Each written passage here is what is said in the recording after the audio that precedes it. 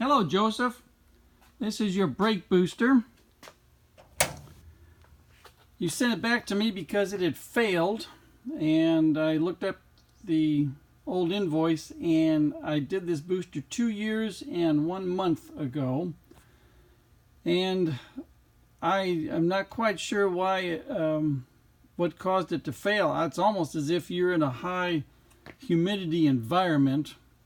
I don't know what conditions the car is kept under, but what I found was the inside of the vacuum can had degraded.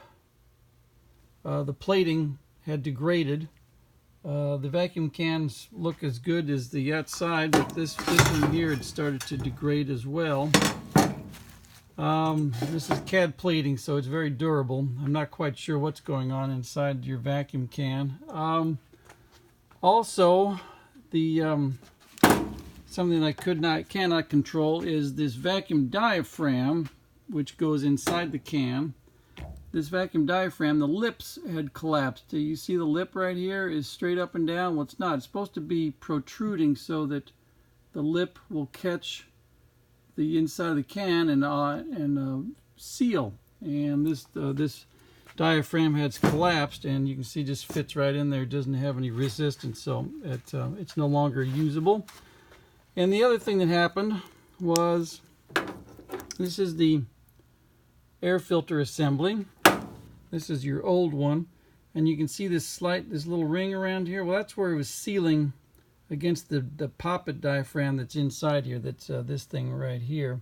See, it was sealing up against here, but it was starting to, the rubber here is starting to degrade. Notice these little spots right here. Well, that's where the rubber is starting to come apart from the metal backing, and this is rust underneath here bubbling up. In fact, you can see some of it right here, the dark spot right there, but this is rust bubbling up underneath there, and it's going to detach the rubber from the backing, and that will make the booster no longer usable. What happens is it develops a vacuum leak. So you had a tremendous vacuum leak that going through here.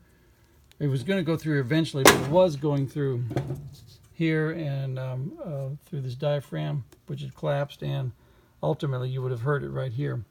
Anyway, I have switched out your vacuum can, got you a new diaphragm, and a newly rebuilt air filter assembly with a new Teflon check valve internally. So we have newly designed rebuild kit for repair for this unit. Plus, as you can see, we've got this plated like the original. Anyway, so I now have a booster for you that will work. And what we're going to do is test the booster. Our vacuum gauges are going to go, as soon as the vacuum pump is turned on, our gauges are going to go up and read maximum vacuum as produced by my vacuum pump. And as the booster is activated, this gauge is going to go down to 0 until when it reaches 0, the booster is fully engaged. Over here on our input gauges, this gauge will go up, and these two are tied together. So this gauge goes up, reads maximum pressure here. This goes up and reads final input pressure, which is a function of my master cylinder on the test machine. Output, this is going to measure what the booster is putting out, and this gauge goes up, maxes out, and this gauge goes up and reads final output pressure, which is a multiple of the input pressure. In this instance, this is a 2-to-1 boost ratio, so if this reads 350, this is going to read 700. Now then, we'll test it without vacuum beforehand, which tests our input and output, which should be the same.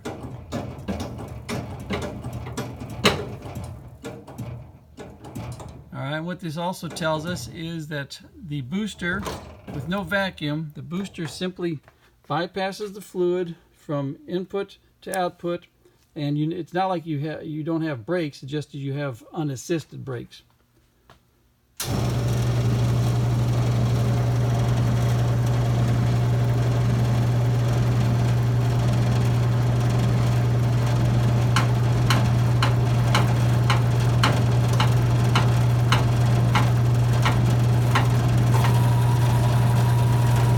boost.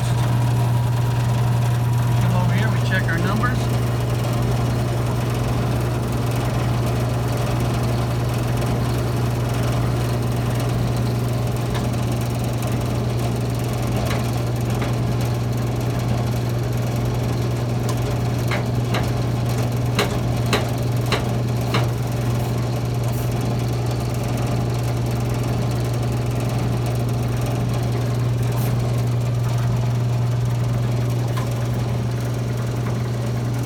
See all at one time.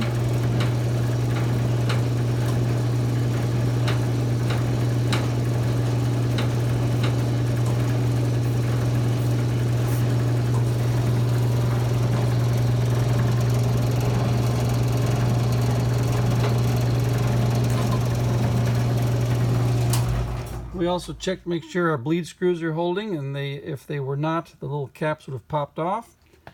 We checked to make sure our little bleed hole right here is not weeping fluid. If it does, that's the first indication that your booster is degrading, is failing internally, and that's designed to let you know that there's a problem before the brake fluid starts to get into the vacuum can. We also check here to make sure we got a good seal right here, no fluid is leaking. And in case you ever want to check your own booster, you just plug in a vacuum gauge to this point right here, and as you push on the brake pedal, you watch to make sure that vacuum gauge goes to 0, and that tells you that your booster is working properly. All right, Joseph, I did all this under warranty, but I really think there's something wrong with the environment in which the car is kept. But I just wanted to let you know I replaced about, let's see, the diaphragm's about almost, vacuum cans 150, diaphragms 250 I think.